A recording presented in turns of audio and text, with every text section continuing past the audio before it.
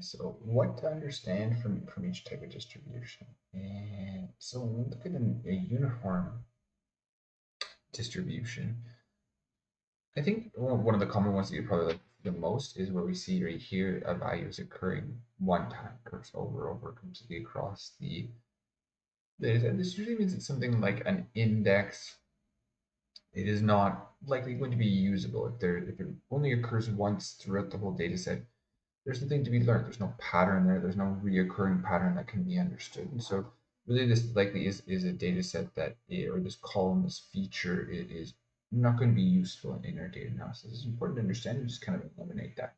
We might need it to access data at certain points to find out where the data is if it's an ID column, but in our analysis, it's not so important.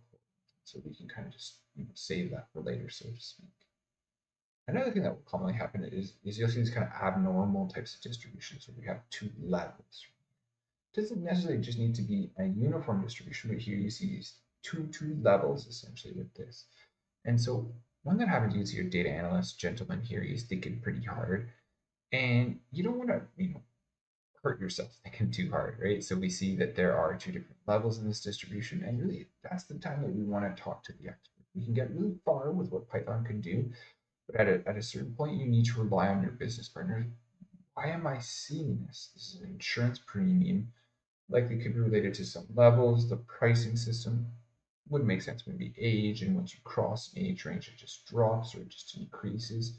And that could be why we're seeing this distinct level in these distributions, on this uniform distribution.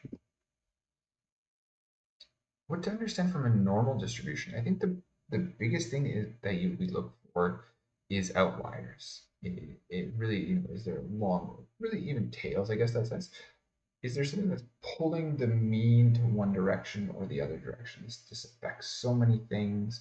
So we really want to pay attention to how the outliers could be affecting our summary statistics, because that will affect something simple like a mean. It can affect the correlation, it can affect our machine learning models.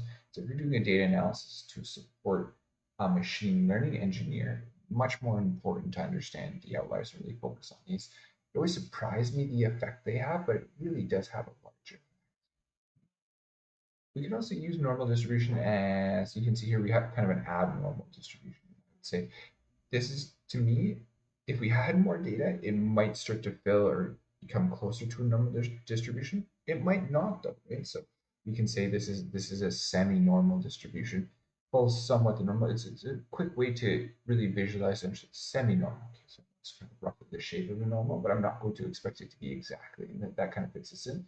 There isn't really a good way to describe something that's kind of funky looking like this. There's a specific name is a very unique distribution, but again, relating it to the closest proximity that we have for that distribution.